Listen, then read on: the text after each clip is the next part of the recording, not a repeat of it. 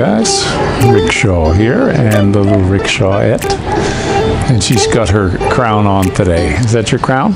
Yes. Yeah, so she was the queen? Yes. Or just a princess? A queen. Okay.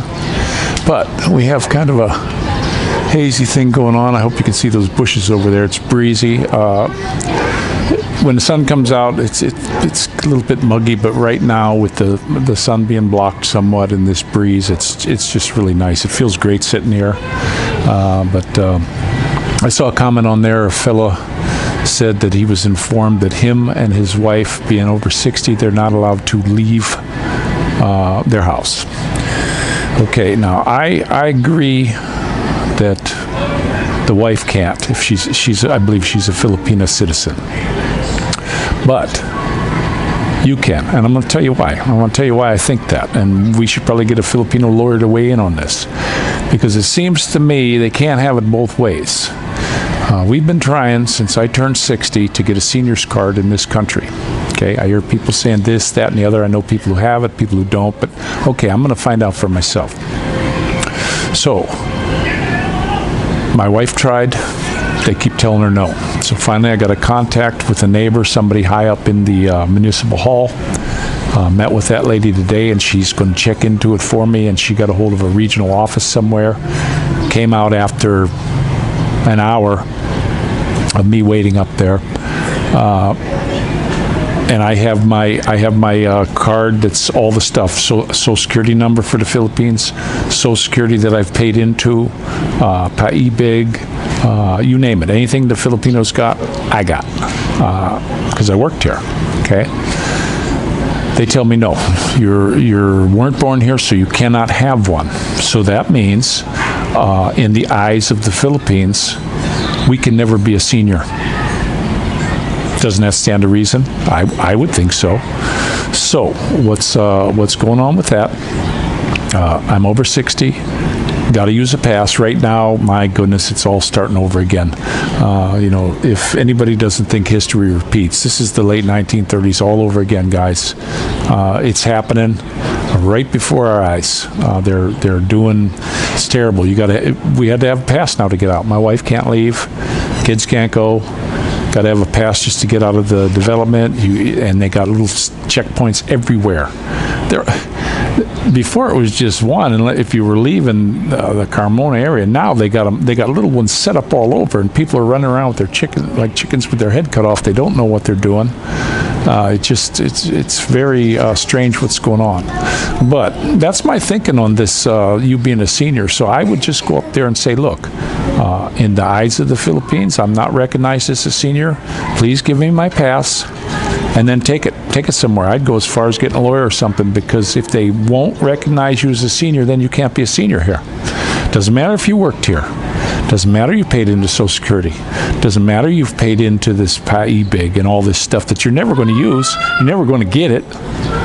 So you can't reap the benefits. So how can you? To me, it just seems like you can't be a senior. So, but that's what happened to me today. Even though I know some foreigners here that got their senior card already, and I hear people saying, "Oh, but you'll go to jail," and blah blah blah. I never heard of it. I just never heard of it. It's a victimless crime, I would say. I don't know if they push it. Anybody wants to weigh in on that? I wish there were some attorneys here that, if somebody knows an attorney, if they could forward this. I'd like to get some information to put out there for all you guys out in YouTube land, because this is, it's confounding.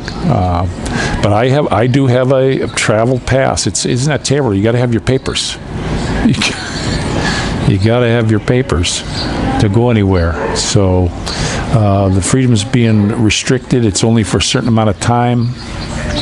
It was so funny. I saw one of them PMP guys. He's in his blue shirt. He's on one side of the road. No face shield at all, and he had his mask pulled down around his chin. It was more like a baklava type thing, or whatever they call that.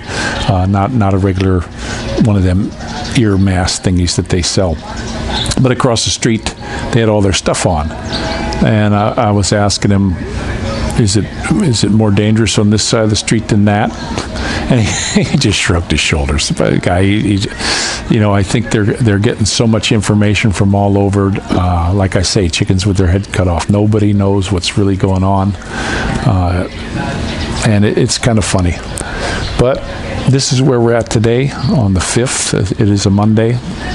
I wanted to mention something else too about TransferWise. I know a lot of you guys use different things, and some of you have sent me, like one sent me Remitly, and I loaded it, and I got a whole bunch, Western Union, I got a whole bunch of different ways to transfer money in here, and every single month, I go right down in order on my phone. I got my little icons there, and I'll do Remitly, that's my first one, and then I go to Western Union. I go to all these different ones, and they say, oh, the fee isn't this much, but it's the exchange rate. So every single month, when I put them all in, it'll give me a peso amount that's being transferred into my account. Well, it's always higher. I always get a higher peso amount in my account for the same dollar amount I'm sending through TransferWise. Now it's just Wise, they call it.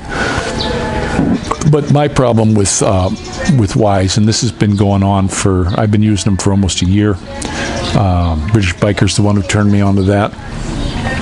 And the problem with them is my pension comes in all on the 1st of the month.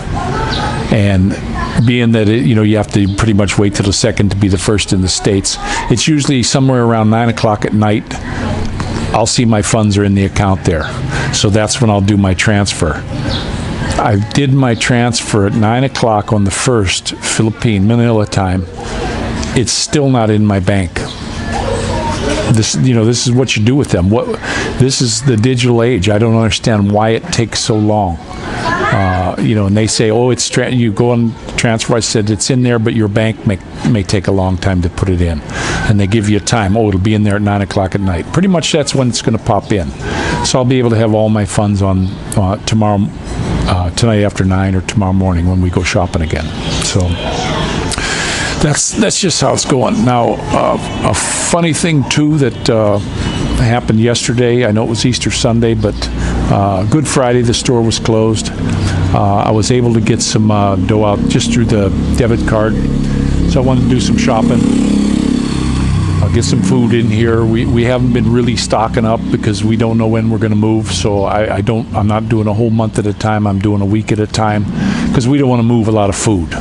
We just what we can put in the cooler, and our cooler's not that big. So I went over to Walter Mart, where we got the store I usually shop at. Back to the little lines on the floor. They weren't letting people in. It just was ridiculous. They're doing these temperature scans. They're doing all this kind of stuff.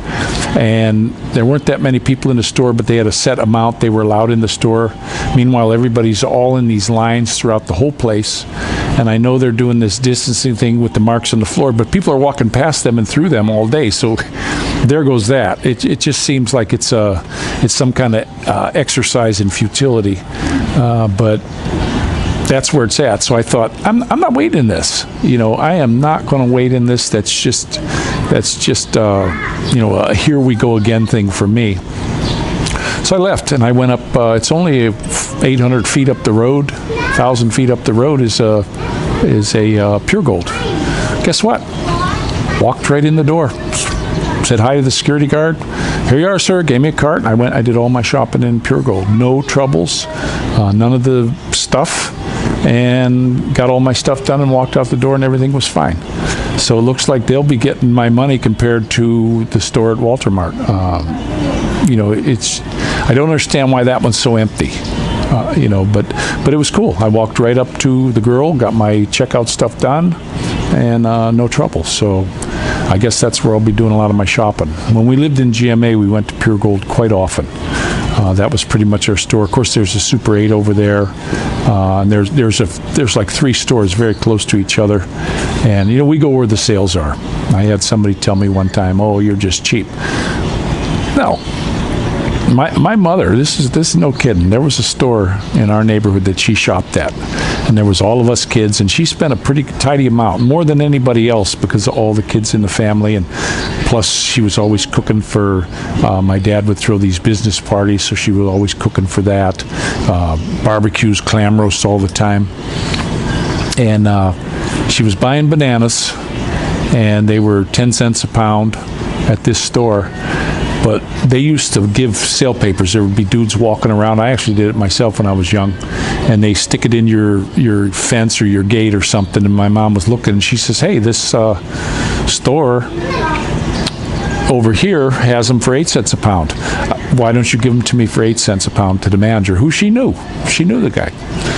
And he says, well, ma'am, that's all the way on the other side of town. You'll spend more money in gas to go over there and get these bananas for 8 cents a pound than you would if you just buy them here for 10. And she said, I don't subsidize high prices.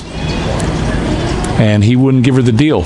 So she left her cart there with all the stuff in it and said, I can have my boys put this all back if you want, because we were with her. And he said, no, we'll take care of it. And she says, I'm done shopping with you. It was about a month later, he shows up at the house with this big, fantastic fruit basket with a bunch of bananas and said, ma'am, if you'll come back to my store, I'll honor any price that you find in the sale paper anywhere. Money talks, guys. And I won't subsidize high prices either. That's why we went to 3 different stores.